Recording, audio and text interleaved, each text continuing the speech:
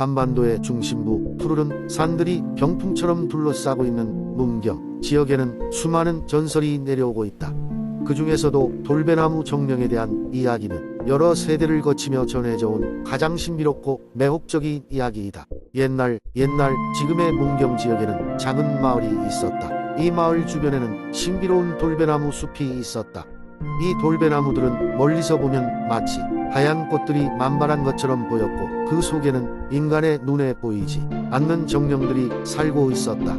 전설에 따르면 이 정령들은 마을 사람들을 보호해주며 자연의 조화를 책임지고 있었다. 마을 사람들은 종종 돌배나무 숲에 찾아가 그들의 수호자로 여겨지는 정령들에게 감사의 제물을 바치곤 했다. 하지만 어느 날 마을에 큰 가뭄이 찾아왔다. 강과 개울이 마르고 논밭은 바짝 말라가고 있었다. 주민들은 점점 불안해졌고 어떻게든 이 어려움을 극복하고자 무수히 애썼다. 그때 한 젊은 청년이 돌배나무 숲에 들어가게 되었다. 그의 이름은 민호였고 그는 마을에서 가장 용감하고 슬기로운 젊은이였다.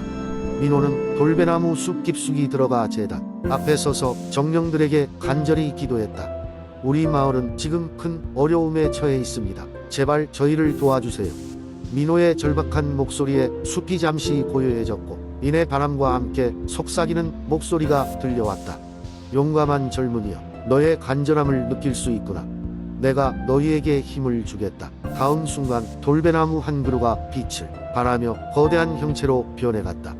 그것은 숲의 정령이 인간의 형상을 띠러 나타난 것이었다. 정령은 입을 열어 너희의 가뭄은 오래가지 않을 것이다.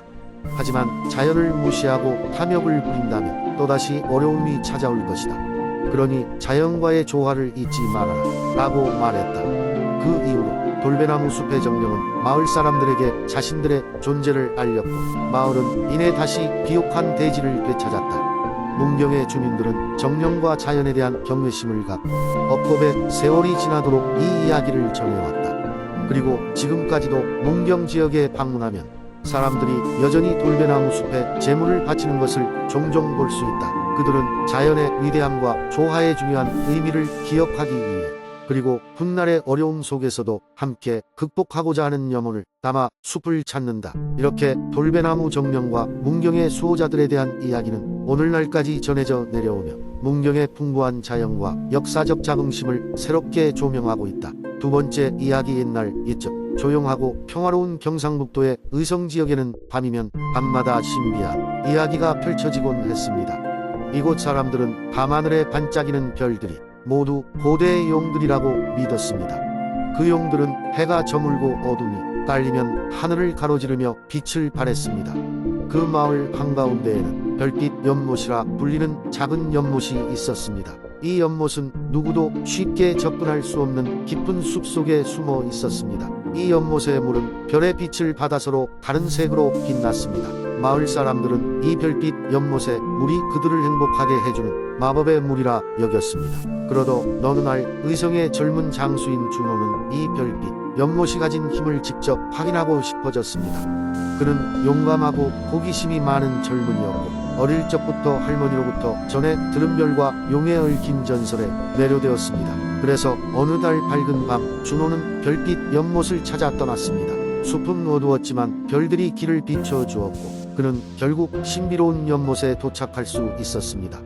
연못가에 섰을 때 그곳의 물은 상상 속에서조차 본 적 없는 신비한 색으로 빛나고 있었습니다. 준호는 두 손으로 물을 퍼 올려보았고 그 순간 찬란한 빗줄기가 하늘로 뻗어나갔습니다. 갑자기 하늘에서 커다란 용이 나타나 준호 앞에 모습을 드러냈습니다. 그 용은 무엇이든 물어보라 했습니다. 깜짝 놀란 준호는 잠시 망설이다가 마을의 행복함을 주려면 무엇을 해야 하나요? 라고 물었습니다. 용은 자애롭게 미소 지으며 대답했습니다.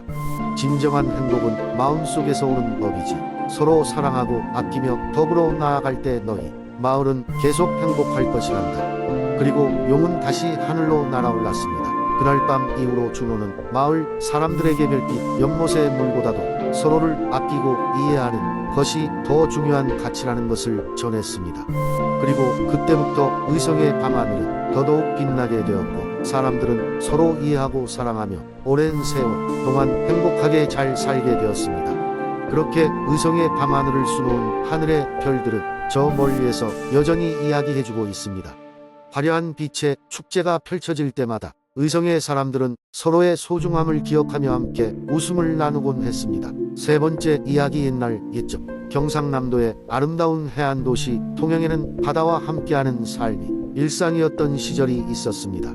그곳에는 어부들이 모여 사는 작은 어촌 마을이 있었고, 그 마을 사람들은 매일같이 푸른 바다에 나가 물고기를 잡으며 생계를 유지하였습니다. 그 마을에는 준이라는 이름의 용감하고 선한 소년이 살고 있었습니다. 준이는 어린 나이임에도 불구하고 능숙한 어부였으며 언제나 바다를 두려움없이 항해하곤 했습니다. 마을 사람들은 종종 그의 재능과 용기를 칭찬하며 그가 언젠가는 마을 최고의 어부가 될 것이라고 믿었습니다. 하지만 준이의 마음속에는 또 다른 꿈이 있었습니다. 그 꿈은 바다의 가장 깊은 곳에서 살고 있다는 전설 속의 바다 여신을 만나는 것이었습니다. 그의 할머니는 준이에게 어릴 적부터 바다 여신에 대한 이야기를 자주 들려주곤 했습니다. 전설에 따르면 이 바다 여신은 마음이 선하고 진실한 사람에게만 모습을 드러낼 것이며 그 사람에게 특별한 선물을 줄 것이라고 했습니다. 어느 날 준이는 해가 뜨기 전 어두운 새벽에 홀로 작은 배를 타고 바다로 나갔습니다.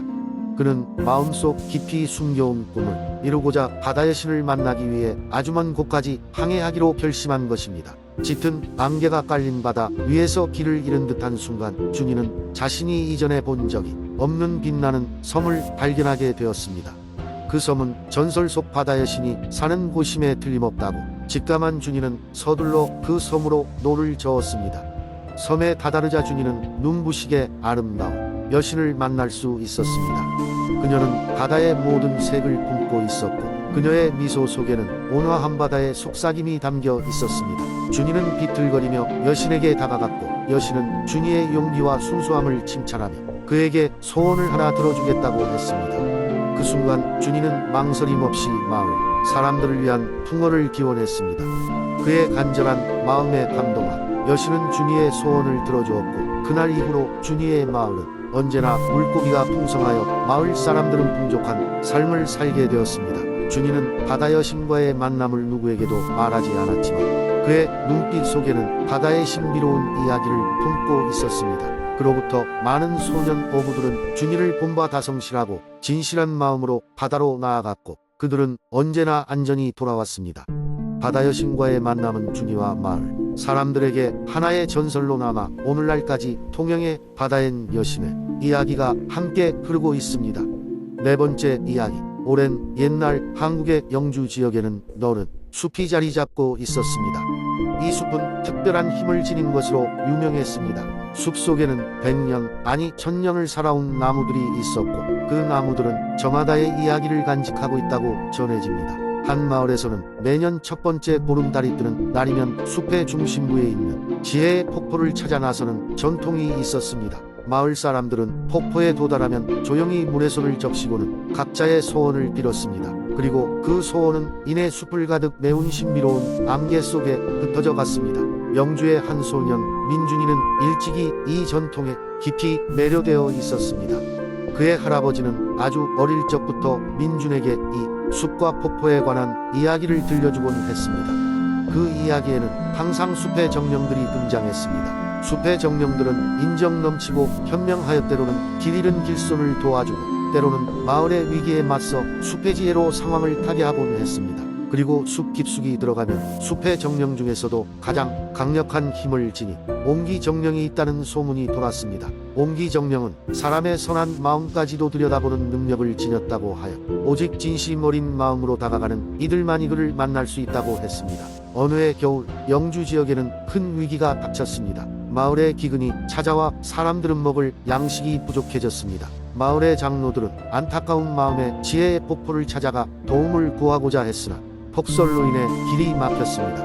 그때 민준이는 모든 문제의 해결책이 숲속에 있을 것이라 믿고 홀로 길을 떠나기로 결심했습니다. 소복이 쌓인 눈을 헤치며 숲속으로 들어간 민준이는 곧 길을 잃고 말았습니다. 추위와 어둠 속에서 그는 잠시 방향을 잃었으나 마음속에 불어나는 절박한 영혼 덕에 의한 불빛 하나가 길을 밝혀주었습니다. 그 불빛을 따라가자 드디어 지혜의 폭포가 눈앞에 펼쳐졌습니다.